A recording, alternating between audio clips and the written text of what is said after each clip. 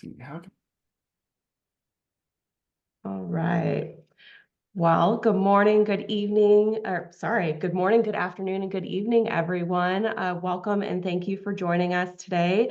My name is Alex Kron, and I'm BPOC's Digital Operations and Collections Information Analyst. BPOC is a nonprofit tech consultancy. We provide support, IT support services, digital strategy and strategic planning, consulting services, and more. Myself, I'm based out of Montclair, Virginia, but BPOC is based out of San Diego, California. We work with clients from all over, inside and outside of the US. Before we dive into what everyone is here for today, I just want to mention that we have Zoom captioning available as well as Otter AI transcriptions up in the upper left-hand corner if you need those. Please, put any questions that you have in the Q&A section. Feel free to, contribute to the conversation in the chat. We'll have time for Q&A at the end. As part of our Dreaming of AI series, we're building a shared document for AI resources, including policies, guidance, educational resources, learning opportunities, and of course, the wonderful resources that our guest speakers on the series provide as well. So anything that James will be sharing today, I'll be sure to include that on the spreadsheet so you can locate that later. I'll put that link in the chat so you'll have that. Today, we have Dr. James Hutson, who's going to present a deep dive into various case studies of extended reality and generative AI in cultural heritage settings. James, thank you so much for coming on to our webinar series. I'm going to go ahead and turn it over to you for your presentation. Thank you so much, Alex. Let me go ahead and share here. Okay, and is that working correctly? Yep, you're good to go. Okay, so let me get up here and make sure I can go to each one. Okay, excellent. Well, thank you so much for the introduction. I'm the lead XR disruptor at Lindenwood University. I was put in charge of XR and research and education in 2019, right before the pandemic hit. So it was a perfect time as we were seeing quite a bit of activity in this area from Meta and other companies looking to bridge the gap as we were social distancing. And so my background is actually in art history as my first doctorate. Then I got other degrees so that I could learn more about XR technology. So I got a degree in degrees in leadership, business, and game design. And then I went on and finished up a PhD in artificial intelligence just to make sure that I would understand all the capabilities that these technologies working in synergy can do. So that's what we'll discuss today, starting with kind of an evolution of how we got here, some of the case studies that I've been involved in, and then at the very end, we have an innovation space where you can get access to all the publications and research and step-by-step instructions to recreate everything that we're going to be talking about today. So we'll go ahead and get started by discussing first the kind of problem statement that led us here. And so this began really in the pandemic for our institution, whereby we needed to figure out how to bridge the gap and bring people across the world and or bring locations to them so they could experience the Vatican, could experience, the Great Wall of China, could go to good pyramids of Giza, etc. And so the technology had been in existence for quite some time, but there were still limitations to hardware, which wasn't really resolved until late in 2020 with the launch of the Quest 2, and then others followed.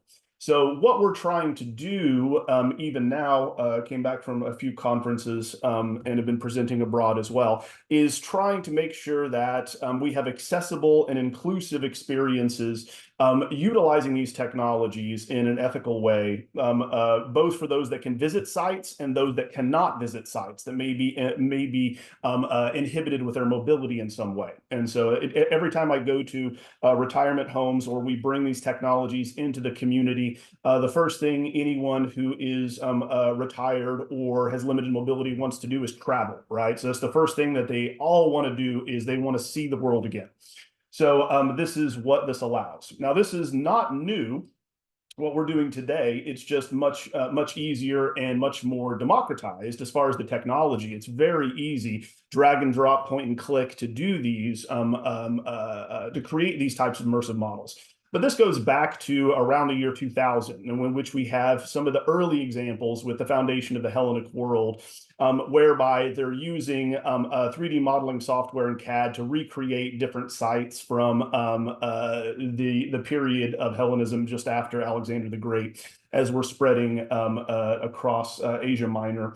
But what they did was set up cave technology, and that is going to be a room that you walk into using assisted headwear in order to view in an immersive way these, as we would find them, very crude models, right? So they're not really textured. They don't have the same degrees of freedom that we do now in moving and picking things up and our pitch and yaw, etc. But it's one of the early examples of where this was going, but still quite limited. And the opposite end, you have things like VR museums, which never existed in reality, right? So you have the Museum of Pure Form and the Virtual Museum of Sculpture. These were never meant to be recreations or digital twins of actual spaces. Instead, they were completely fabricated in a simulacrum, for instance, and never existed in the real world, much like Disney World, for instance, a kind of simulacra in that way. But they show you the opposite ends. One that's going to be space dependent, right, where you have to be in a particular space to experience it. Thus, you must travel to a museum or a location that has this. Or ones that require you to have the technology. And remember that if we're looking in the early 2000s, the earlier headsets were, you had to have the headset, but it was run off of a computer, so it was tethered. So we're talking about a $5,000 investment minimum in order to get this to work. So it's not widely accessible to the general public. So that leads to what we walked into as far as our VR kind of experiments here in our XR and gaming lab. So with internal and external grants, we started slowly building the hardware that we had to give more and more access to students, and then building our own experiences, right? Both using game engines and, once again, photogrammetric technologies like Matterport that we'll discuss. So we find that in these early examples, is one of my colleagues who's a game design instructor, Ben Fulcher, you see here, who's going to be piloting one of our immersive experiences, which is a historical game. But what we learned was, starting off, there wasn't a lot of literature on how you should go through and introduce these experiences, how they should be contextualized, right? How to democratize it. Do you want to view something and then go to a museum? Can we have an interactive experience and then have discussions? So all of that we kind of had to fumble through, and with our research discover what worked best. So we have chapters and books out now that describe all of that. But I will give a high level kind of overview. The good news is, we found the average undergraduate student in the US spends up to $1,200 a year on textbooks. And so what we did was we said, okay, if that's the case, we can go OER, so open educational resources, so they're not paying for textbooks. And then we required all of our students, which were hybrid online and on ground in our programs in art and design, art history, visual culture, these programs, game design, for instance, to buy their own headsets, which was really only $299 starting off, if you remember. So, and they could use it over a period of 4 years instead of just a textbook that they used for one class and sold back. So it was, it made financial sense, right, in this way when we explain it to them in that way. But we had to give them the content and align the content and curate it with what they were doing.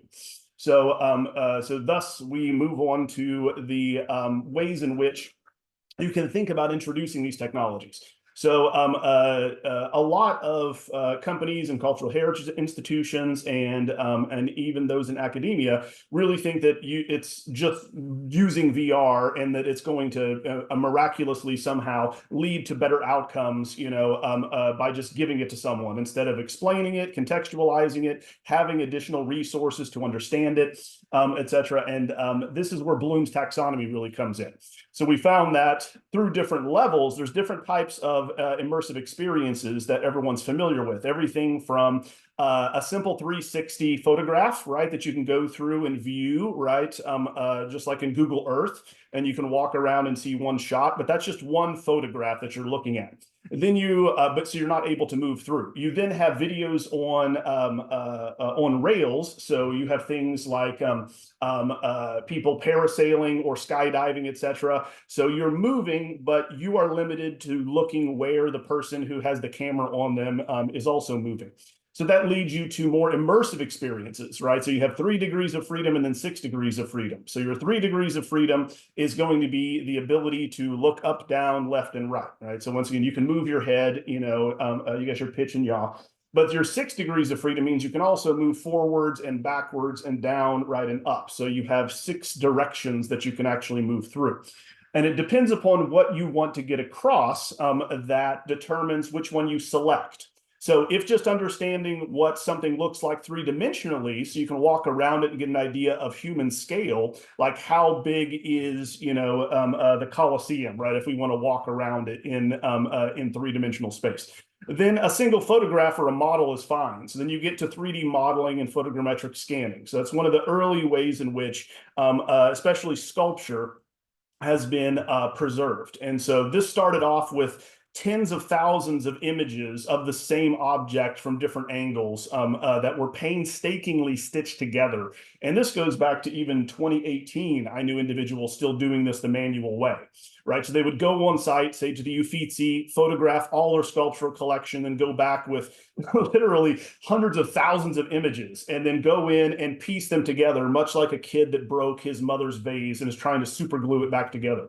So it's very interesting. Now, of course, we have handheld devices, and everyone who has an iPhone past generation 10 knows that it has LiDAR in it. And so you can actually much more quickly and effectively scan your own 3D spaces and make digital twins of interiors. Everyone has the ability to do that. There are free apps I'll tell you about, etc. But that's just seeing, right? So the other elements that we're missing in these virtual experiences are the other 5 senses. Now, unfortunately, we haven't gotten to the point of gustatory and or taste, but luckily smell is directly associated with taste. And so we do have at least 4 of the senses. So with that, you're going to have haptics and OVR. So they're becoming more and more affordable depending upon what you want to be able to do with them. So the most common is going to be pressure. So the cheaper versions of the gloves, which you can very easily build in to game engines and say, you have the ability to pick up. It exerts pressure on, your fingers as you're moving it, and you can tell it how much pressure, how heavy it can be. But you have others now, right, as you see here on the left, which also do hot and cold and texture like steel, leather, etc. And so it can get very specific. Now, the good news for this would be things also like the medical profession. So we've shown that they can practice phlebotomy and or beginning IVs and or injections, right, over and over again, trying to find a vein, and they're much more effective because you can do it over and over and over again. So but by feel. The other thing is OVR. So you can see on the right-hand side here, there's a little attachment at the base of the headset in which it releases sense when you are in a proximity to what it says to release. These are primarily used for fire and rescue. So they have packages that companies like OVR do, which have gasoline, blood, and urine. So trying to show you what it's going to be like if you're a first responder and triage. So the shock to the system kind of wears off and you get used to it. The other use is going to be in mental health services and addiction.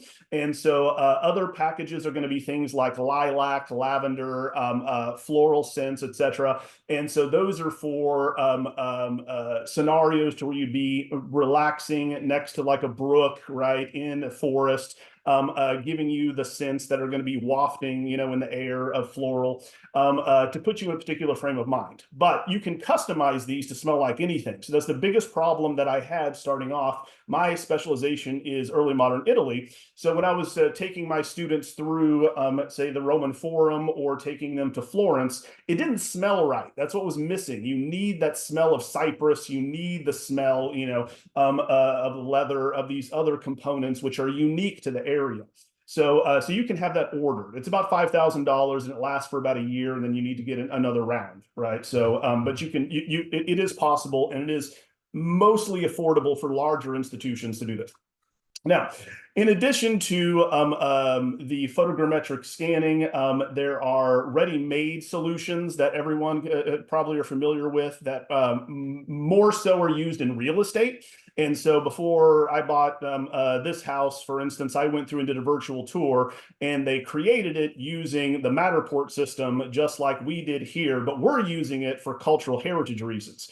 And so we can send you all the links to this and show you step by step how to do it. But these are understudied churches in Florence. This is Santi Apostoli, for instance, one of the oldest churches in Florence, but no one ever goes to it because it's hidden around a nook, though it's right next to the Arno and the Ponte Vecchio. And so you can go in and scan these, right, to where the little circles that you see are kind of jump points, right? They're each a skybox that you can transport yourself to. So again, it's still really just 3 degrees of freedom because it tricks you into thinking you can move, in which it's just a series of still photographs that are stitched together. But it is a ready-made system that is very user-friendly, that you can teach anyone how to do this in 5 minutes.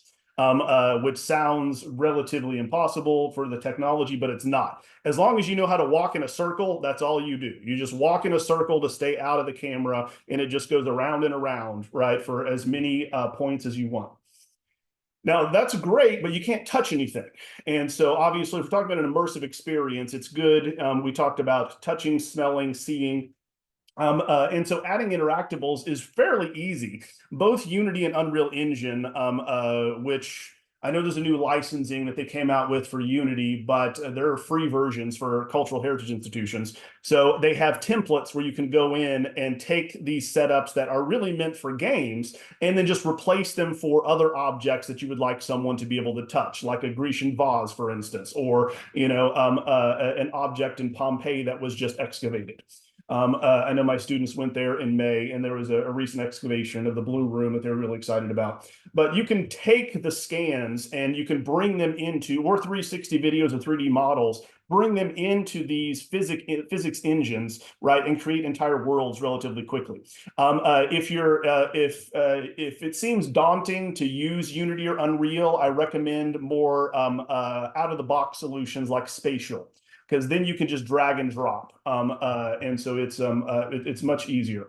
So for instance, we wanted to see what we could do. So we made a video game, The Museum of the Lost, in which we took the concept of having a museum that teaches people about cultural heritage, laws, repatriation, and cultural loss. So the entire museum is full of works that were stolen, looted, or destroyed, right, in this way. And so it gamified the experience to where you go through, you avoid detection from guards going back and forth, and you have to collect specific works while learning about them. So, for instance, the very last room is all Leonardo da Vinci, but it's the stolen fame room. So it's, once again, the only reason why the Mona Lisa arguably is the most famous painting in the world is because it was stolen and got a lot of press in 1911. And so this just shows the different elements. The others are going to be everything from artifacts that were looted or taken by force from Africa. Others are going to be from the Napoleonic Wars. We have Hitler's museum, etc. But you can go through, and we made sure that you could gamify the experience. We already talked about the digital twin project. So just to show you, you can create these types of skyboxes, walk around, move it, understand the space, and then drop into it. So if let's see if it'll let me open that up to give you an example there. Come on. It's not. Oh, there we go. Okay, sorry. It just opened over here. So for instance, there we go.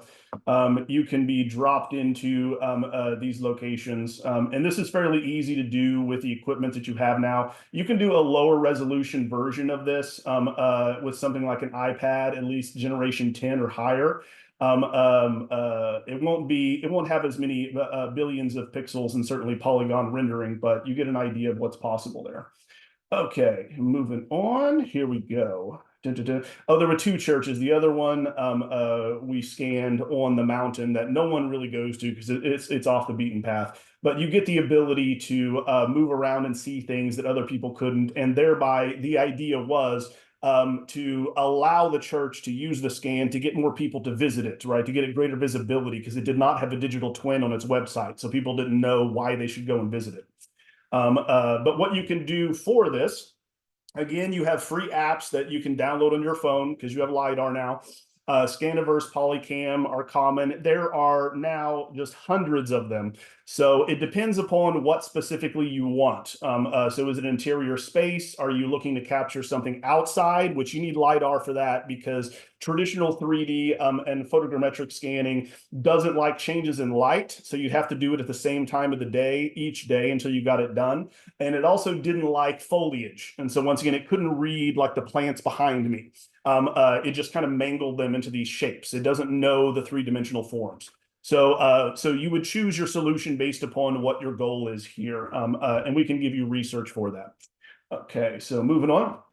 Now that is going to be capturing existing things, right? So which we should state that every museum, cultural heritage site, and or historical home should have a digital twin so people can walk through before they arrive, both to get a sense of what the collection is like and the space is like, but it's also really good for inclusivity and accessibility because for instance, is it wheelchair accessible? Are there elevators? People with we do quite a bit of neurodivergent studies. So if people have PTSD, autism, and or other types of neurodivergent conditions, they need to see and to lower their anxiety how they're going to get there. So even digital twins of the parking lot or a map of it is also really easy to do and free, right? You can do this and put it up on your website for free. And that will also increase, visibility. But that's for existing things. So if you have a museum or an object, but what if something no longer exists, or you're talking about a pile of rocks where there was an impressive temple, right? So this is where AI and art restoration comes in. So I have several graduate students that were working on this last year, but other examples include those such as Rosetta, Purdue University, and restoring once again the Night Watch. You have the Venice Time Machine. These are all examples to where we take photographs, images, etchings, drawings, right? Some type of visualization of something that no longer exists and use these new tools we'll show you here in order to recreate it and with the best guess based on all the information that we have, recreate what it would have looked like. So this is becoming more and more possible and integrated into like Substance, Unreal, Unity, things like that. If you want really great visuals, you want to go the Unreal route. Unity has the most user-friendly templates, and it's the workhorse of the group. But the challenges that we've had, of course, are we don't know exactly what certain things look like, right? So if you think of the 7 wonders of the ancient world, you have one left, right? So you don't really know what the Colossus of Rhodes really looked like. So we need as much information as possible. But we're having cultural heritage sites destroyed and climate change, of course, threatening others in coastal regions. So we need a solution that is user-friendly so that we can map what is there and then, of course, recreate what we have before those records are lost as well. So we used, in this example, Quixel Megascans for texture replication, but we based our approach, our methodology on archaeoacoustics. So you may have heard of this, that being, how do we know what something sounded like, right, in ancient Mesopotamia or in Paleolithic times, right? So archaeoacoustics would recreate it based upon the materials, the technology, the echoes, the textures that would be in the area to try to show you what it would sound like. So, grating glass or metal or wood, etc. So in the same way, you need to gather as much information as possible in order to try to create as realistic a facsimile that is possible. So the more data you have, the better. So what we did was we tried to recreate the 1785 Parisian Salon. That's the one where you have Jacques-Louis David's Oath of the Horatii right before the French Revolution. And so a very famous and important salon, but all we really have is an engraving of it, and a lot of the works are missing. We have works from the period, and we have examples of others by the same artist. And so what we can do is create, as you see here, through those Quixel Megascans and bump maps, We can take aggregated data, here's another one, from other works by the artist, right? Match it up with, is it a portrait? We went through descriptions, we did archival research, we looked at, okay, what did the image actually look like? There are over 300 paintings here. So once again, we have to recreate most of them. And then look at what other portraits by that artist look like at that same time that we could get our hands on, and then aggregate those together to get a sense of what that image would have looked like that we only have about a 1/4-inch etching of, right? So a very small suggestion of what it might have looked like. So this is one thing that we've been doing that's going to be carried over into our Mosul project. All right, so the University of Mosul has partnered with Lindenwood University for, of course, student exchanges. We bring them into classrooms, right? So video conferencing. We also send them there, bring them here. But probably in news, people will be most familiar with Mosul because it was almost entirely destroyed by ISIS. Right. So by 2017, when they were leaving, they burned over 1 million objects in their library, as you see here. They destroyed and filmed themselves doing so, what was in their museums from, Assyrian art, Sumerian, and these other cultures that they had collected around Nineveh with these palaces that you have here. And so we are working with them to recreate, because we have photographs and videos of a lot of the works, and they were already working on recreating 3D models of a lot of these works that were destroyed, but some of them might have been missing a head to begin with. They might have been missing a foot. They might have been, a structure would have been destroyed. And so we find that we can use the same approach to reconstitute, right, a lot of these, and also repatriate, because a lot of the works that belonged in Mosul actually are now in the British Museum, and so they refuse to repatriate them. So we're working on getting high-resolution digital twins of them to recreate the museums so that you can go through, see them, touch them, etc. So that's another example of what can be done, because we're losing cultural heritage for both geopolitical reasons with wars, political unrest, but then also rising tides and climate change. So those on coastal areas.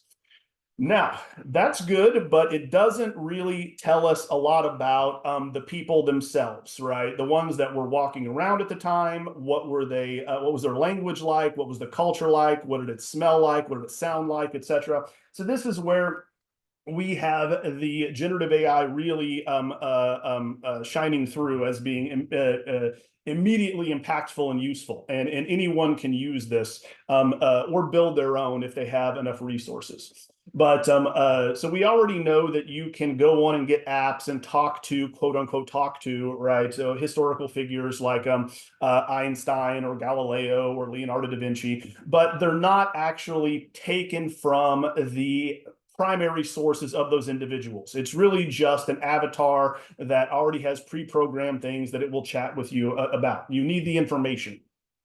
So the first thing that everyone's probably done at one point, if you travel quite a bit, is use translation apps. I know my wife did yesterday. She was telling me about how she was communicating with someone. They were using the app to go back and forth, right, and in order to do this. So being able to, in real time, translate is something anyone can do with their phones. This is also significant when it comes to museums, because it's a really cheap and affordable way to ensure multilingualism in museum information guides, right? So instead of printing, in French, Mandarin, Spanish, English, etc., you have the ability to have a QR code, and it will automatically do all of that for you, right? So you can hold up your phone, for instance, to a text box or information on a wall next to a work, and it will automatically pull up what that is in language of your choice. So that's an easy solution there.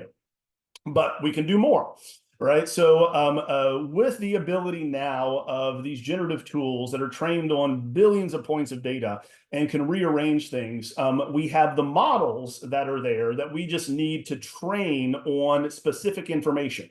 So for instance, we decided to see if it would be possible to create a digital twin of the founder of our university.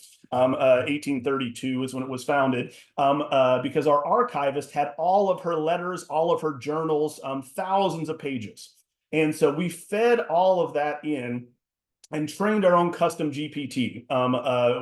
We're still working on her avatar because we only have one painting of her. It's Mary Sibley is her name. But we were able to then, with the help of an expert, right, who studied her his whole life, be able to tweak and change the voice and style guide. The information's there, that being what she did each year, who her friends were, what she thought about Catholicism, what she thought about slavery, for instance, because they were slave owners, right? So all this stuff is there, but we needed to make sure that it sounded like her, right, in that way, because she was deeply religious and devoted, but she was Presbyterian and her mother was Catholic. So we need to understand the nuances of how she would communicate. But it's certainly a more interactive way to teach history, and a much more effective way, because it allows you to interrogate primary sources. So we're revising our surveys, for instance, and my colleague is making it to where you have the ability for these for students to talk to different artists, right? You know, Michelangelo, Leonardo da Vinci, etc. But the information they have is not accurate. So then they're comparing it to primary sources of what they would have actually said. And so we are using it as a more immersive way to bring to life, asking people, how come you never got married? Or how come you kept moving around so much? Or why did you dislike the Pope and get in fights all the time? So we can go through that. Anyway, so with that successful, here we go. With that successful, and you can talk to her. We can send you the link. It's in the research I'll share here. You want to see what she was like in setting up this women's college in the early 19th century here in Missouri. But we've already seen what AI is able to do. So, for instance, you might have heard on NPR or the news that researchers in Munich were able to translate, previously untranslatable cuneiform and also early forms of Greek, right? So we had no idea what they meant, but feeding it through all of this information much more effectively, quickly, and with many more data points than a human researcher could think of or go through as a trained linguist, they were able to piece together these ancient languages.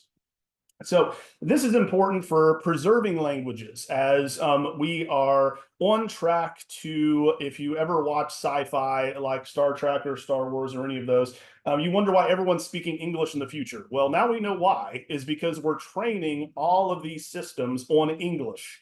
Right, so English is the lingua franca. English is the language of education and of trade and of business. So those in other countries learn English almost always as a second language if they want to go out and communicate with others. So when I'm in conferences in Europe, people default to English so that those from Norway or Germany or France or Italy, right, so they can all understand one common language, which would have been Latin if we were in the Roman Empire.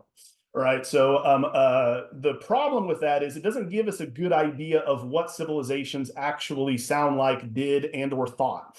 So we're losing that, but this allows us to much more effectively preserve these languages. So we'll talk about how in New Zealand, the Maori language is going to be recorded for posterity using the AI platforms we'll talk about. But it also allows for intergenerational pairing so that those of indigenous populations in the Americas, for instance, can learn about their heritage while, once again, recording the language for the future, whether that's going to be, Navajo, Cherokee, any of the native languages. Cherokee is pretty well preserved, but there are many other languages that we need help preserving.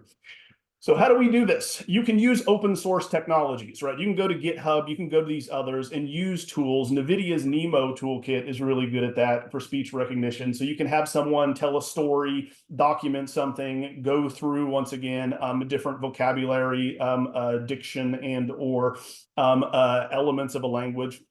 And you can also build your own custom, which is exactly what they did to preserve the Maori language. But we're working on the Burundi project with Preserving Records Everywhere to do the same thing for the various dialects that were spoken in Burundi and Rwanda, especially during the Rwandan genocide. So this leads us to the notion of accuracy and ethical implications for AI.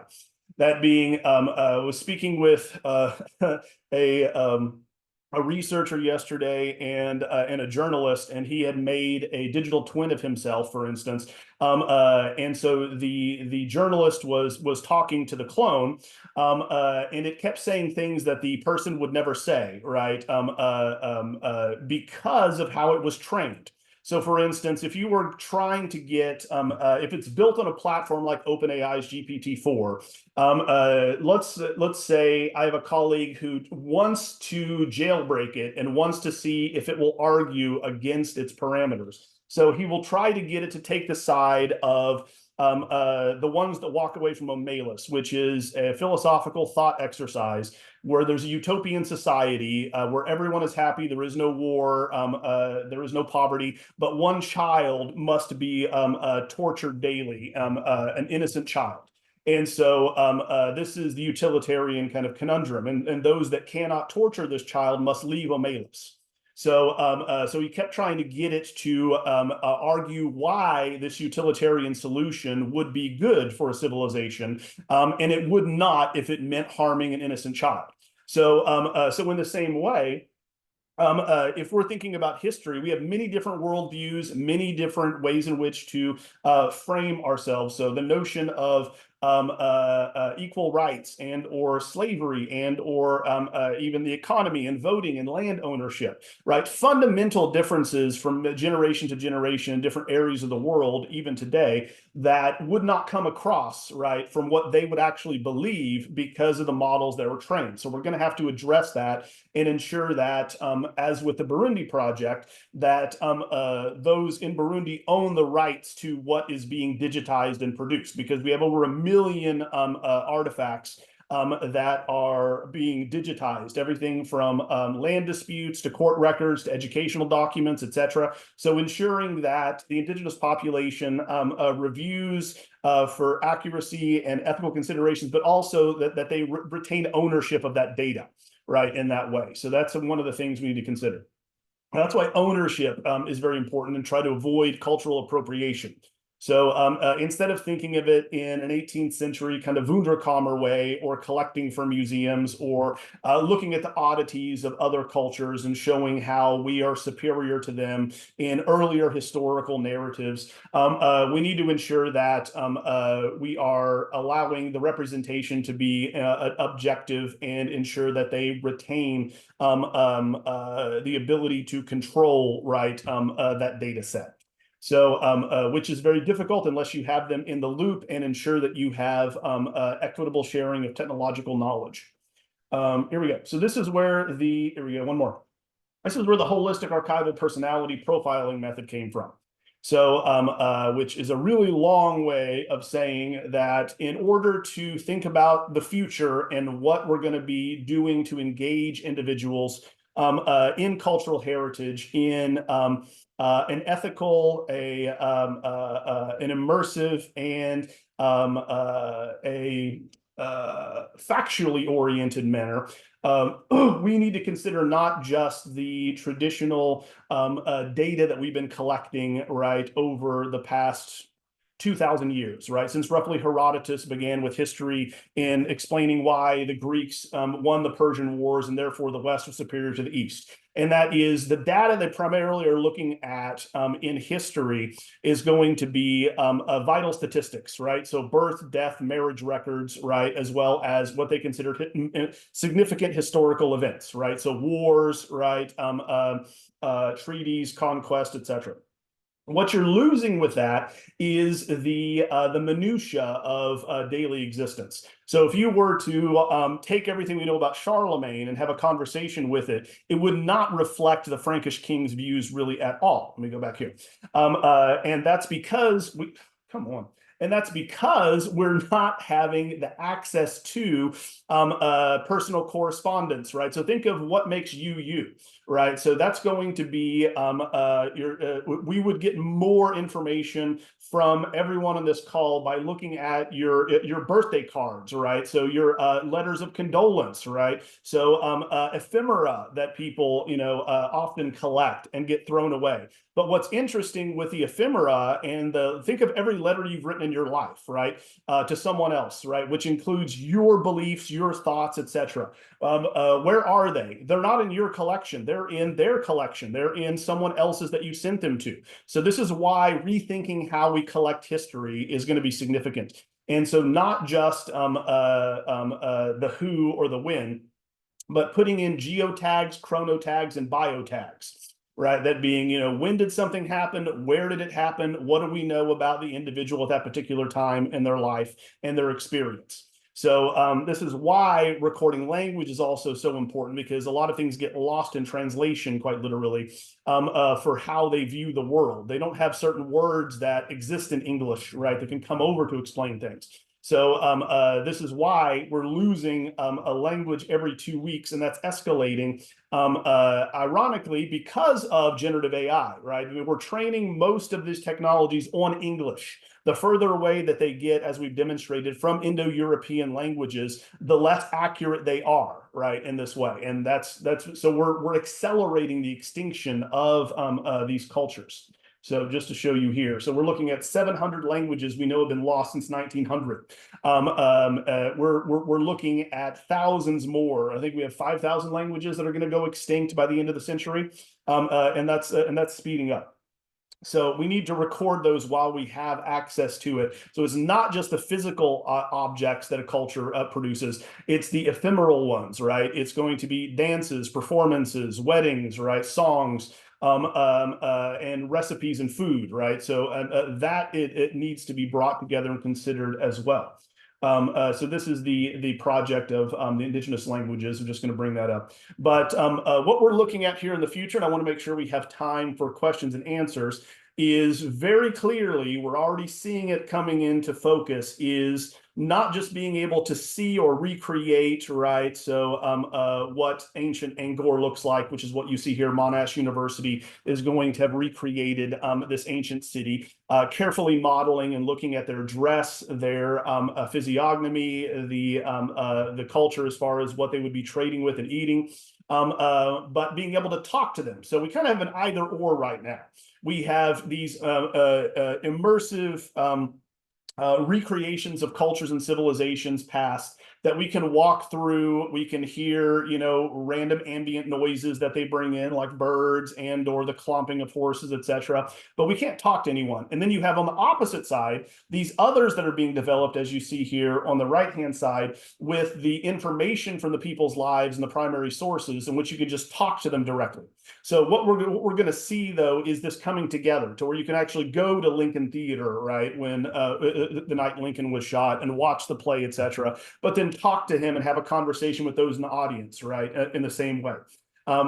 Discussing what they thought about, the closing of the Civil War, and the difference between North and South, and what they think about the play that's happening, etc. So that's what we're looking at coming next, is bringing together not only the ability to see and be immersed in, which is going to become much more cheap. Remember, we already have augmented reality contact lenses. Those have been in existence for 2 years now. It's just that people are kind of freaked out about putting those on their eyes. So instead, you're going to have, like glasses that Alex is wearing here, will be smart lenses that will, we already have this. I mean, you can look at Meta's Ray-Bans, that will allow us to control what we're seeing, translate in real time for us, overlay directions, etc. So that's the next phase of your smartphone, is getting rid of the phone, right? So you can just have everything in the world yourself.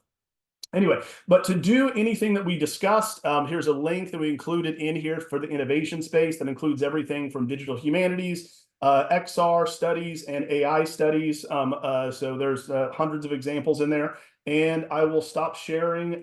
Here we go. I'll stop sharing, and then we will have time for Q&A. Thank you, James. And just as a reminder to everybody, I will include a copy of James's presentation on our AI resources spreadsheet. I added that link in the chat. I'll add it in again here shortly. So you'll be able to access those after this webinar. James, those are some fantastic use cases. Thank you so much. That was a lot of information. We do have time for Q&A, so I'm going to go ahead and start that session, or start that section of our webinar. We do have a question, and I see you answered it already for that you typed in, James. If you just want to go ahead and verbalize that response so everybody else can hear that. Oops. Yeah, the question is related to copyright and or regulatory or legal considerations, what we're discussing.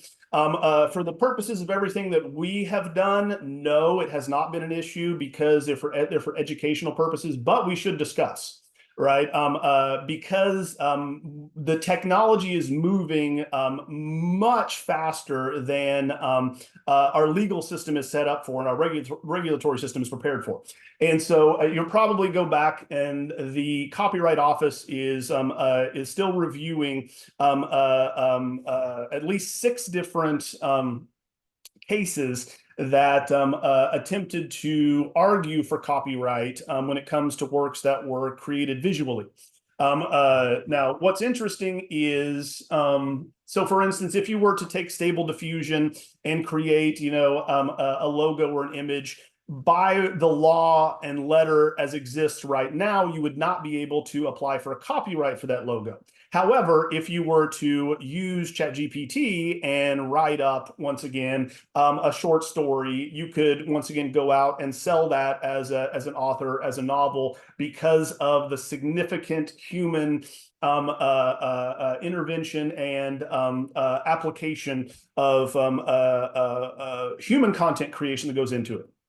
So, for instance, what we're looking at moving forward is a cyborg or centaur type understanding that all of our things that we will be producing will be co-authored by AI in some sense. So, for instance, what we're trying to figure out now is what is the percentage? That's right. That's true. Yeah, exactly. Yeah, exactly. That's exactly right, Valentina. And so this is where we're kind of in this in-between phase, right? So for instance, the ones in charge of the Grammy stated that in order to win a Grammy, a song had to be 30%, right, human created. Right. So if you turn on the radio right now, how do you differentiate the percentage of the human contribution to a song when it's pretty much all just sampled from previous songs and someone, repeating 2 lines, right? So, I mean, how do we determine, is it the length of the song? Is it, once again, the originality of how they brought those elements together? Is it the way in which that they carefully played on the ideas of nostalgia, right, and bringing that, together? So, we're eventually going to have to come up with an understanding that just like a word processor, right, instead of a typewriter or writing something by hand, they were all considered evolutions of expressing human thoughts and human content. Right. So all AI is, as we put it together, I have several other articles as well, like absent presence, is just the accumulation of previous human creations that are being manipulated and changed to create something different, which is no different than how I teach all my graduate students how to do research, right? Go and read and summarize what everyone else has said and come up with gaps in the literature and come up with a research question to address that gap. Right. So it's just the way in which we're doing that. We have new tools to do it now, new technologies.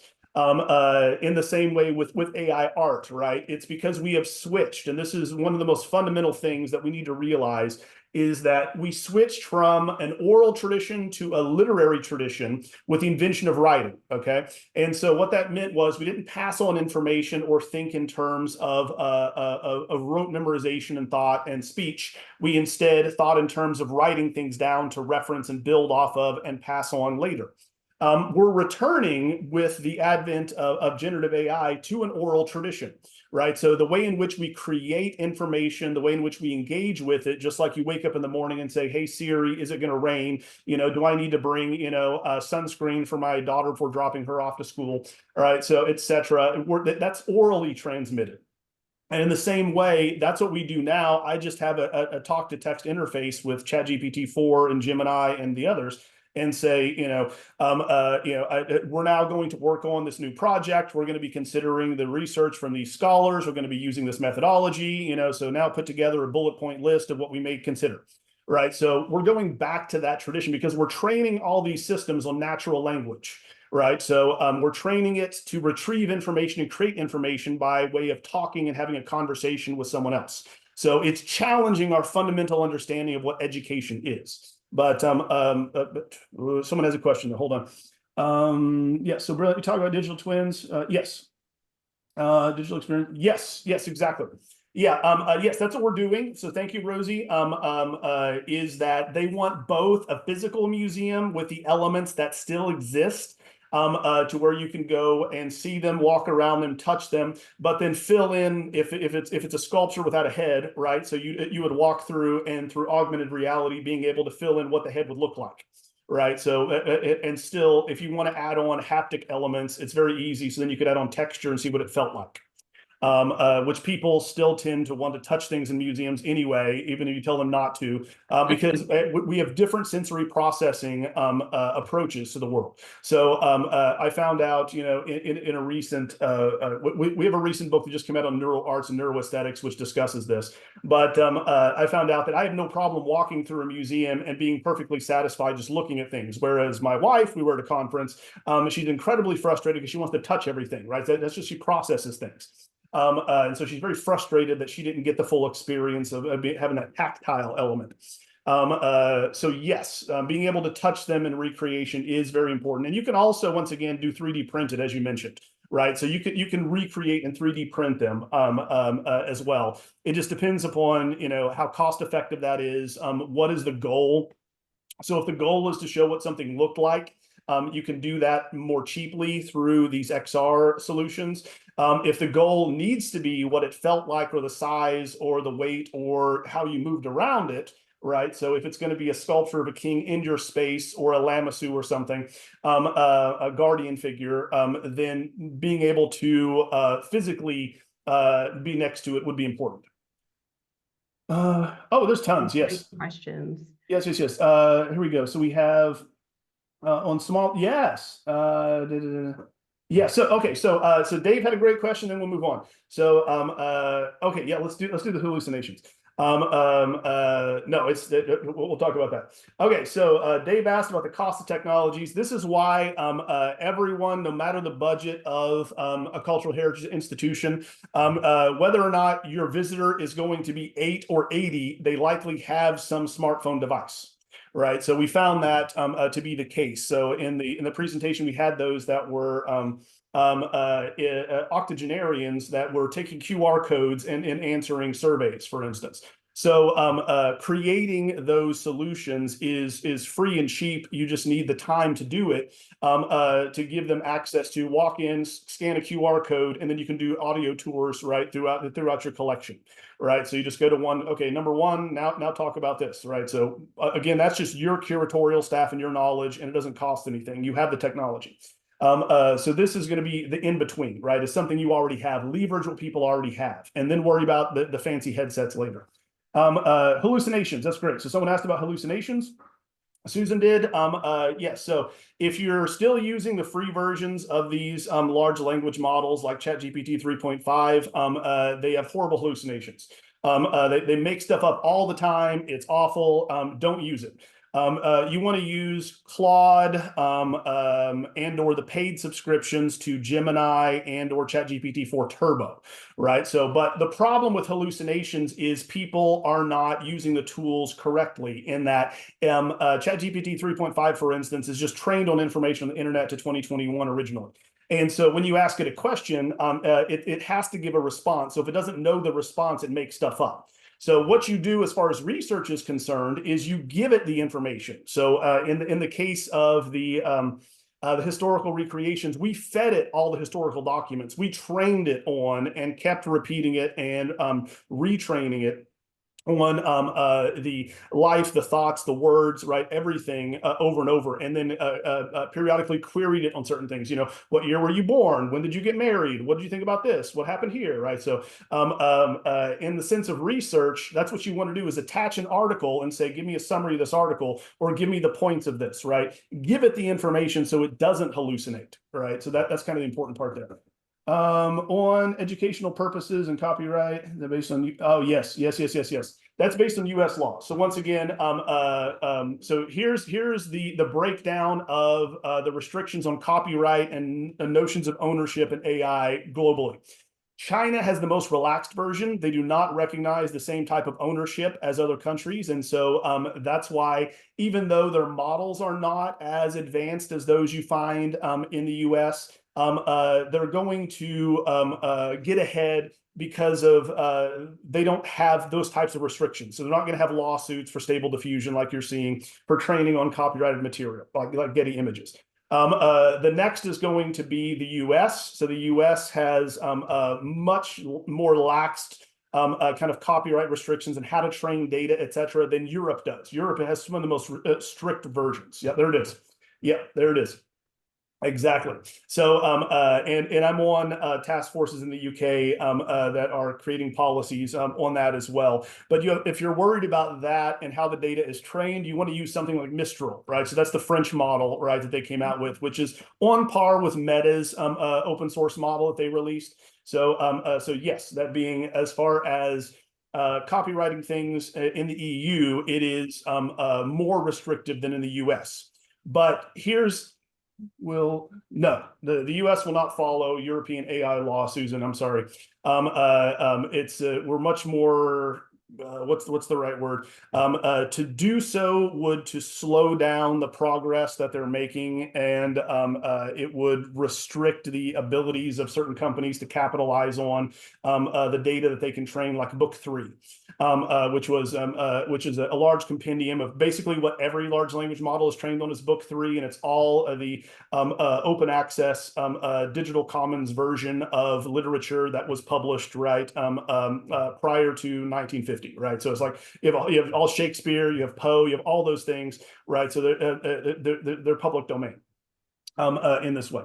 But so yes, so unfortunately it won't. But I was going to say something. Oh, that's right. So Valentina is bringing something up here. So here's why the laws have to change, though. That being, even if the lawsuits went through and we forced OpenAI to erase all of its training data and start from scratch and train it only on Book 3 or open source or public domain information, it's already out there. That being, you can go to GitHub and you have dozens that people have leaked. So, so it's not going away. And I'm sure people are also aware that OpenAI just signed with Apple for now their Apple Intelligence. So Siri is actually going to be smarter. So it's now not only in Microsoft Copilot, it's on all your Apple iPhone products. So, so that's not going away. But the reason why the laws will inevitably have to change is you can't create content now the way in which these tools have been set up without using it. So you have to fight to write an email yourself, right? So you go into Microsoft Office and go, oh, I see you're writing an email, right? So is this what you want to say? You're like, no, I'm trying to say it, right? So it's that little paperclip that came up in the early 90s. It's, I think you're writing a resume. Can I help you? So, so you're going to have to fight. You have to opt out. That's the difference in this technology and all those that came before it. Is before you had to opt in, right? That being, I'm opting in for you to use my data, to use Google, to use Facebook, to use that. I'm letting you do this. Now you have to go in and opt out of it training being used to train your data, or opt out of using these generative tools. So there's not going to be a way around it, because if you've played with Copilot, the real version, not the kind of dumbed down ChatGPT 4 free version that they have, but it's in all Microsoft Office products. And so once again, you can upload my presentation and go turn it into a paper or an outline, and you can take that paper and go, now turn this back into a slideshow, right? So now you can go into, okay, now I want you to turn this into a research study, right? So give me some research questions, etc. So you can say, I want to know every time I've ever talked with Alex, right? So summarize all of our conversations and takeaways. So it's already in everything, and so it's going to be impossible not to create something without some help, just like a word processor. So think of, is it fair that someone in high school is writing an essay and Microsoft Word says, I think you spelled conscience wrong, right? So how about this? Right. So they didn't know how to spell it. Right. So once again, it corrected for it. It's just that this is a more powerful way in which, in order to get across what we're trying to get across. So it does that. Yeah, I think we have time for one more question. 3D models. Yes. Tons of 3D models. Yes. Look at my, I can send, if you email me here, I'll send me email. Here we go. It was supposed to be on the last slide. I don't know why it didn't come up. Here we go. Email me. I'll send you the 3D models, but there's also a study we did in there, which is on the metaverse and an XR pipeline for 3D models that we did with other game professors. So we can definitely give you those. So that's coming next, because you can also say create, for video games especially, it's, create a goblin character that's purple and is holding an axe. Now have it jump up and down 2 times and run to the left. And that's all just typing, and it'll do it. It'll write that script for you. Oh man, this is fantastic. Unfortunately, we are out of time. Thank you so much, James, for your fantastic presentation and answering everyone's questions today. Thank you everyone who's joined and asked those questions. We will be back next month with our Dreaming of a New Collections Management System series. We took a hiatus there for a little bit.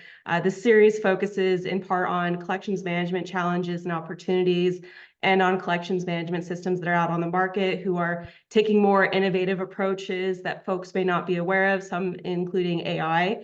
For this webinar, we have invited Objects in Order to come on and talk about who they are and their system. I'm going to go ahead and share that registration link in the chat just in case anyone does want to register for that webinar next month. Please follow us on our social media channels to stay current on BPOC's activities, including our webinar series for future webinars. The recording for the session will be on our YouTube channel later today, if not later today, then tomorrow, as well as James's presentation on our spreadsheet. Thank you, everyone. Thank you again, James. I hope everyone has a great rest of their week. Take care. Thank you all. Bye.